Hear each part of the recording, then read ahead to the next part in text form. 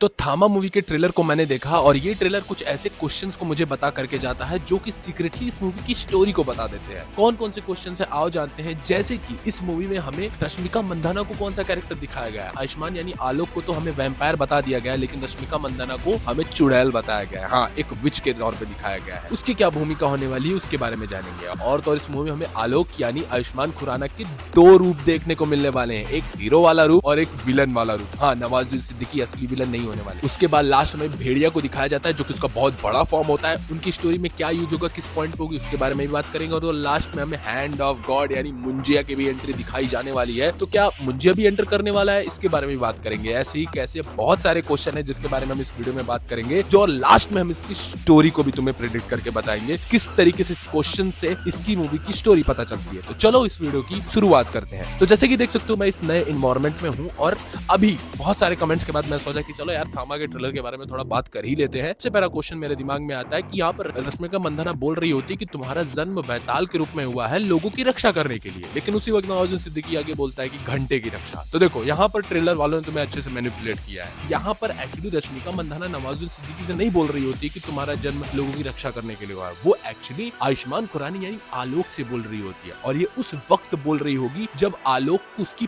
Power याद आ गई होगी। अब पावर किस तरीके से याद आ गई होगी, मैं थोड़ी सी तुम्हें बैक स्टोरी बताता हूँ कि किस तरीके से कहानी की स्टोरी किस तरीके से रन करने वाली है।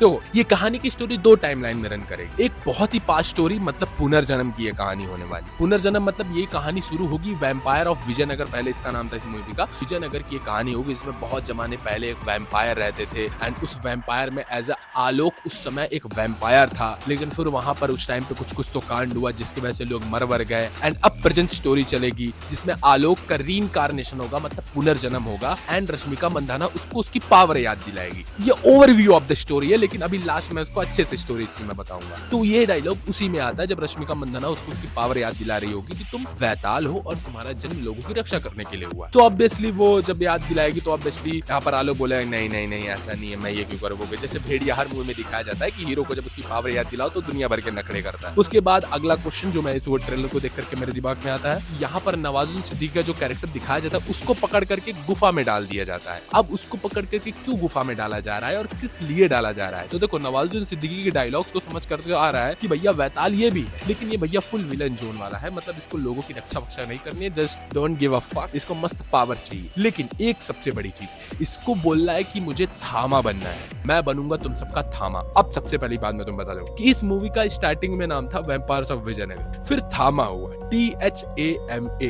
फिर अब कुछ महीने पहले या फिर कुछ हफ्तों पहले इसकी कहानी हो गई है, इसका नाम हो गया THAMMA थामा। और मैंने एक शॉर्ट्स में बताया भी था कि इसका थामा मतलब होता है अश्वत्थामा से थामा नाम उठाया गया है। जैसे अश्वत्थामा इमोर्टल थे और इमोर्टलिटी उनको एज ए कर्स मिला था, भगवान श्री कृष्ण ने उन्हें इमोर्टलिटी का वरदान दिया था, बट एज ए कर्स में दिया था कि तुम मरोगे, तुम जियोगे लेकिन तड़पोगे भी बहुत। उसी तरीके से यहाँ पर थामा नाम इमोर्टलिटी को रिप्रेजेंट करता है, और यहाँ पर नवाजुद्दीन सिद्दीकी थामा बनने की बात करता है, मतलब कि वो इमोर्टल बनने की बात कर रहा है। अब इस मूवी का प्लॉट यही होगा कि यहाँ पर नवाजुद्दीन सिद्दीकी इमोर्टल बनने की कोशिश करेगा और रश्मिका मंदाना और आलोक को उसे इमोर्टल बनने से रोकना होगा, क्योंकि अगर वो इमोर्टल बन गया, खैर उसी वाले सीन में हम बात कर रहे थे कि इस तरीके से वो गुफा में जब होता है तो उस गुफा में आलोक भी पहुंच जाता है और उस वक्त वो नवाजुद्दीन सिद्दीकी उसे डराता है। आलोक बोलता है यहाँ पर आपको देख के मेरी फटके चार हो गई। देन यहाँ पर नवाजुद्दीन सिद्दीकी बोलती है कि इतना टाइम से मैं हूँ, इतने सालों से मेरी फटके भी चार हो गई है। मतलब नवाजुद्दीन सिद्दीकी का ऐसा हो सकता है कि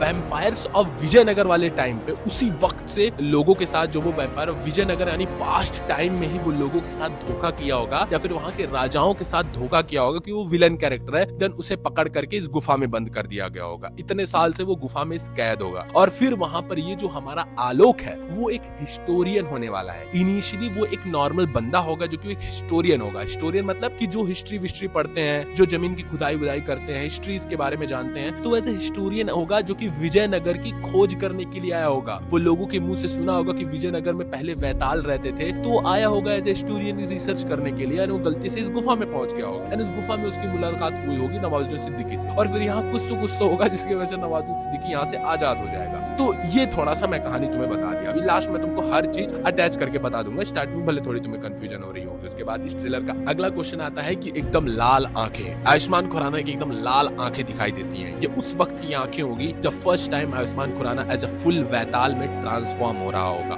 अब देखो मैंने तुम्हें जैसा कि बताया, अब मुझे इसमें कंफ्यूजन ये है कि ये कौन सा आयुष्मान खुराना है, कौन सा आलोक है, इविल वाला आलोक है या हीरो वाला आलोक है, क्योंकि इसमें दो आलोक दिखाए जाएंगे अकॉर्डिंग टू मी। मतलब मेन विलन नवाजुद्दीन सिद्दीकी नहीं, आलोक ही मेन विलन है। कैसे? तो ये जो ट्रांसफॉर्मेशन है वो या तो नॉर्मल वाले आलोक का होगा या तो इविल वाले आलोक का होगा। किस तरीके से, अभी आगे बात करेंगे। अगला क्वेश्चन मेरे दिमाग में आता है कि हमें दिखाया जाता है कि किस तरीके से आलोक को उसकी पावर मिल चुकी है एंड वो अपने पावर से डर रहा है। जैसे भेड़िया का ट्रेलर हमने देखा था तो वरुण धवन बोलता है कि मेरी फटती है, फिर मेरे फट फट के पोंछ निकलती है, उसके पास पावर आ जाती है। उसी तरीके से ट्रांसफॉर्मेशन, उसे पावर मिल गई है आलोक को एंड वो डर रहा है कि पता नहीं मेरे साथ क्या हो रहा है, मेरी दांतें यहाँ से निकल रही हैं। रश्मिका मंदाना उसको मारने की कोशिश करती है, उसके छाती में कुछ तो घुसा देती है जिसकी वजह से वो फिर भी नहीं मरता है, जो कि यही दिखा रहा होता है कि ये वही वाला टाइम होगा जब आयुष्मान खुराना यानी आलोक उसकी पावर याद आ जाएंगी या फिर उसको वो वैताल वाली पावर मिल जाएंगी। उसके बाद का ये टाइम होगा कि वो बहुत शौक हो रहा होगा कि मुझे ये पावर कैसे मिल गई, मेरे साथ क्या हो गया, कैसे हुआ। अब यही सबसे बड़ा क्वेश्चन आता है कि उसको ये पावर मिली तो मिली कैसे। इसके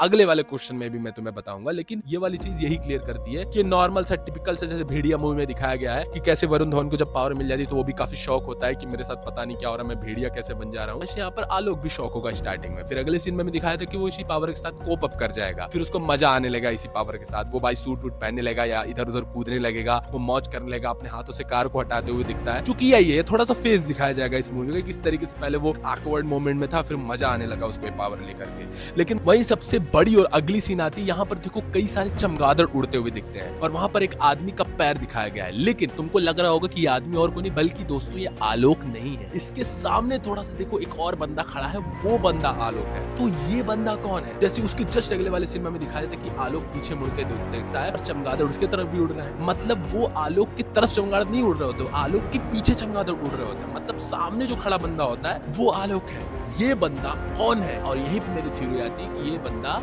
इविल वाला आलोक है, क्योंकि इस मूवी में दो आलोक हो सकते हैं, एक नॉर्मल वाला आलोक और एक इविल वाला आलोक, वैम्पायर्स ऑफ द विजयनगर वाला आलोक। फिर हमें एज अ प्लॉट दिखाया जा सकता है कि नवाजुद्दीन सिद्दीकी जिसे हम असली विलन समझ रहे थे वो विलन हो ही ना, वैम्पायर्स ऑफ द विजयनगर यानी पुराने वक्त का विलन था आलोक, जो कि अभी तक जिंदा है, जिसको इमॉर्टल बनना है और जिसका सामना होगा रश्मिका मंदाना और रियल वाले आलोक से, मतलब जो इनोसेंट वाला आलोक है, जो एज ए हिस्टोरियन जिसको पावर मिली हुई है। ये तो मेरी थ्योरी है, क्योंकि कई जगह पे थोड़ा थोड़ा देखने को भी मिल रहा है। और थोड़ा सा तुम हेयर का डिफरेंस देखोगे ना, दोनों के हेयर में भी डिफरेंस देखने को मिलेगा और दोनों के फेसेस में भी डिफरेंस देखने को मिलेगा। एक्टिंग का ये पार्ट है, लेकिन दोनों के फेशियल एक्सप्रेशन को ध्यान से देखो, दोनों आलोक के फेशियल एक्सप्रेशन डिफरेंट है। कई सीन में दोनों के फेशियल डिफरेंट एक्सप्रेशन अलग है। एक इविल वाला फेशियल एक्सप्रेशन देखने को मिल रहा है आयुष्मान खुराना का कई पॉइंट पे। तो दो आलोक हो सकते हैं, एक इविल वाला आलोक, एक रियल वाला आलोक। उसके बाद अगला वाला सीन आता है, एक फाइटिंग सीक्वेंस जहां पर रश्मिका मंदाना जो है वो उसे बार बार प्रोटेक्ट कर रही होती है। अब सबसे बड़ा क्वेश्चन आता है कि रश्मिका मंदाना का क्या करे। रश्मिका मंदाना किसी भी तरीके की वो भी वैम्पायर नहीं होने वाली है, बल्कि वो होगी एक चुड़ैल,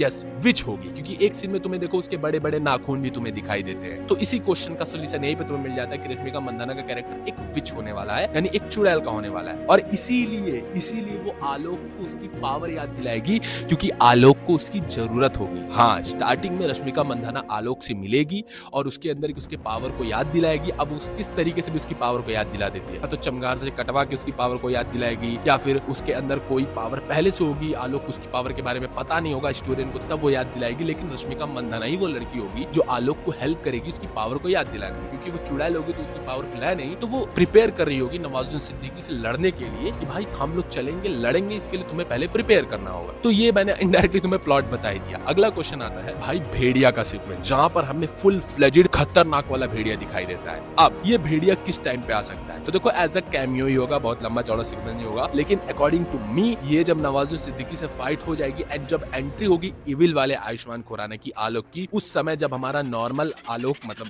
अच्छा वाला आलोक हारने लग जाएगा, तब एंट्री होगी हमारे भेड़िया यानी हमारे वरुण धवन की, एंड इन दोनों के बीच में फाइटिंग सीक्वेंस होगा। और ध्यान से देखोगे भेड़िया मूवी में देखोगे तो भेड़िया मूवी में जैसे ही यहाँ पर वरुण धवन अपने घर में जाता है, जब वहाँ पर एक चमगादड़ ऊपर लटका हुआ होता है और उसे वॉच कर रहा होता है, वो डायरेक्ट कनेक्शन बना रहा होता है थामा मूवी से, और वहीं से कनेक्शन देखो बनेगा, ठीक है। तो इसी वक्त यहाँ पर भेड़िया हेल्प करेगा, मतलब यानी हमारे आयुष्मान खुराना यानी हिस्टोरियन वाले आलोक की हेल्प करेगा। अगला क्वेश्चन, मुंजिया। यहाँ पर वही मुंजिया वाले बाबा जी की एंट्री होती है जो कि मुंजिया मूवी में हैंड ऑफ गॉड बता रहे थे मुंजिया की कहानी के बारे में।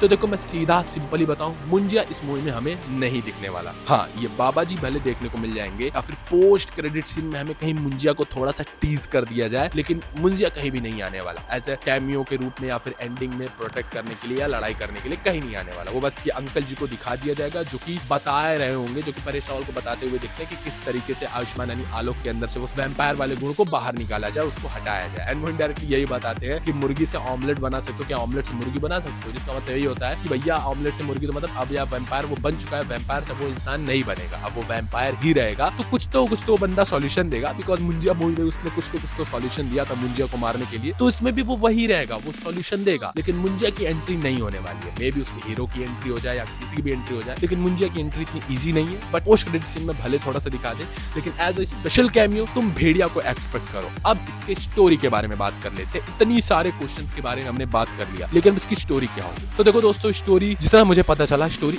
इस तरीके से होने वाली है। तो ये कहानी होगी विजयनगर नाम की जगह की। बहुत सालों पहले, लाखों हजारों साल पहले विजयनगर में वैम्पायर्स का राज होगा, जहाँ पर कुछ अच्छे वैम्पायर होंगे, कुछ बुरे वैम्पायर होंगे। नवाजुद्दीन सिद्दीकी उसमें से एक बुरा वैम्पायर होगा। उन वैम्पायर में कुछ तो आपस में कॉन्फ्लिक्ट होगा, जिसकी वजह से कई वैम्पायर मर जाएंगे और यहाँ पर नवाजुद्दीन सिद्दीकी वाला एम्पायर अपने आप को इमोर्टल यानी थामा बनाने की कोशिश करेगा, लेकिन उसके वजह से उसको एक गुफा में बंद कर दिया जाएगा। और फिर उसमें होगा कुछ और एक दो और प्लॉट जो कि इस ट्रेलर को देख के तो पता नहीं चल रहा है, जिसकी वजह से टाइम जो लैप्स होगा वो प्रेजेंट में शिफ्ट हो जाएगा, जिसमें से जो यहाँ पर रश्मिका मंदाना है वो मरेगी नहीं, वो उसी टाइम से जिंदा रहेगी एज ए चुड़ैल के फॉर्म में। एंड वो सर्च कर रही होगी प्रेजेंट टाइम, वो जिसकी हेल्प से वो नवाजुद्दीन सिद्दीकी या फिर और कोई विलन को रोक सके डिस्ट्रक्शन मचाने के लिए। फिर वहां पर एंट्री होगी आलोक की एज ए हिस्टोरियन, जिसको रश्मिका मंदाना जब देखेगी, उससे मिलेगी, देन उसे उसकी पावर याद दिलाने की कोशिश करेगी, क्योंकि आलोक भी उस वक्त का एक वैम्पायर होगा, एक बहुत बड़ा वैम्पायर जो कि मर चुका होगा उस वक्त पे, जिसका रीइंकार्नेशन होगा। रश्मिका मंदाना उसको उसकी पावर याद दिलाएगी, तो देखो हेल्प कर रही होगी, पावर याद दिलाएगी। एंड फिर इनका और नवाजुद्दीन सिद्दीकी का फाइट बैक होगा और फिर सबसे बड़ा प्लॉट आएगा, यानी evil Ayushmann Khurrana versus real Ayushmann Khurrana. फिर इन दोनों के बीच में फाइट होगी, फिर भेड़िया की एंट्री होगी और ये कहानी कुछ इस तरीके से एंड होगी। मेरे अकॉर्डिंग तो कहानी ऐसी ही होने वाली है। और मैं सबसे बड़ा बता रहा हूँ, यूट्यूब पे जितनी तुम थ्योरी देख रहे हो कि ऐसी कहानी हो जाएगी, वैसी कहानी हो जाएगी, दुनिया भर की कॉम्प्लेक्सिटी लोग बता रहे हैं, ये नॉर्मल सी कहानी होगी। मैं लिख के दे रहा हूँ, नॉर्मल सी कहानी। भाई इनके यूनिवर्स की कहानी नॉर्मल होती है, क्योंकि इनको हॉरर भी डालना है, कॉमेडी भी डालना है, तुम्हें कहानी भी दिखानी है, तो इतनी कॉम्प्लेक्स एवेंजर लेवल के लोग कहानी नहीं दिखाएंगे। सिंपल सी स्टोरी होगी, सिंपल सी कहानी होगी, हंसाएंगे, फिर लास्ट में थोड़ा सा कैमियो देख करके चले जाएंगे। खैर ये वीडियो तुम्हें कैसा लगा मुझे कमेंट में जरूर बताना। कॉम्प्लेक्सिटी अगर तुम्हें पसंद आ रही है तो भैया मैंने कांतारा मूवी का एंडिंग एक्सप्लेन किया है, जा करके देखो। भगवानों के बारे में मैंने इतना तगड़ा बताया कि तुम शॉक हो जाओगे। कौन है तेरी माँ की। अब मैं चलता हूँ, लोगों भी मुझे वीडियो नहीं बना दे रहे हैं। मिलते हैं अगले वीडियो में, बाय बाय।